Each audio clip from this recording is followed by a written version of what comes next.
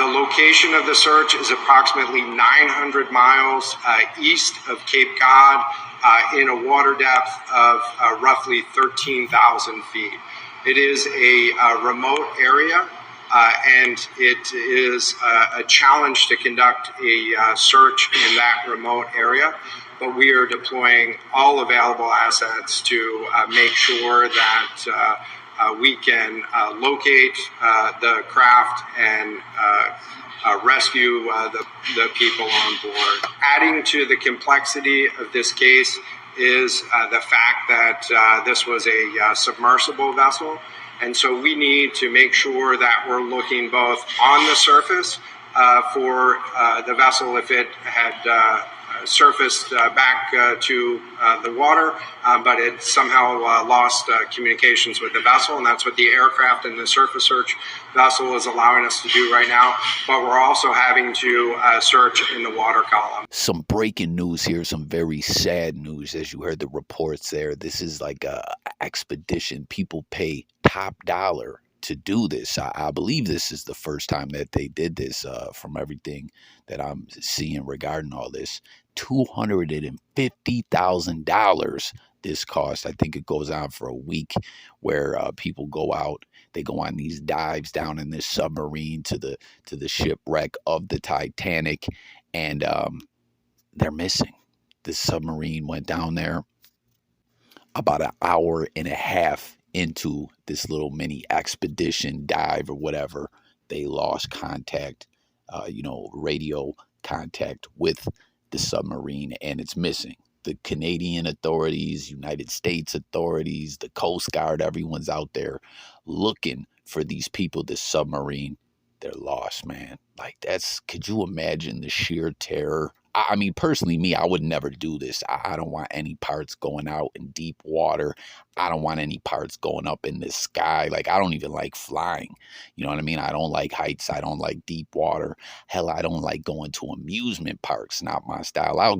I'll enjoy the scenery, maybe do my thing at the water park, but I ain't going on these death-defying rides. You know, I'm not the type individual that I get a kick out of the feeling of my life being on the line. It's sheer terror for me. But I don't know, when it comes to the Titanic, there's always been a lot of interest in the Titanic, as we know. You know, people have been studying this for years. Like y'all saw with the hit movie, those guys that were talking to that lady about that big diamond, what they call it, like the heart of the ocean or something like that. I can't recall. Does that really exist, or was that just some Hollywood tale for the movie? I don't know. But like the people that were talking to that lady in that movie, you know, were like an expedition crew, you know. So this is where regular individuals like me or you, but that got $250,000 to burn to pay the ticket, can meet with the expedition people and link up as a unit and go down there and see the Titanic. Now, the submarine, from my understanding, holds 5 people, like some kind of expert, someone from the expedition team, and then 3 people is my understanding of the way they explain these dives. And listen to this. This is what's even crazier and even scarier about this whole thing. The people are bolted into the submarine. So whether this thing's somewhere down at the bottom of the ocean or it is indeed atop the water somewhere floating around, they're bolted in and they're flucked. I don't understand how that works, you know. This is just a crazy situation. So someone's got to find them and then unbolt them. Like, what? I don't get it. I don't understand. But man, it's crazy. You know, what do you guys think about this? Hopefully, stay tuned for updates. You know, we'll be paying attention to the story. Hopefully the people are found and they're safe and sound and everything like that. But man, the fact that they lost radio contact with them and they're out looking and can't find them. I mean, dude, the ocean's a big fucking place. You know what I'm saying? Isn't it like there's more water than land in this crazy place we call Earth?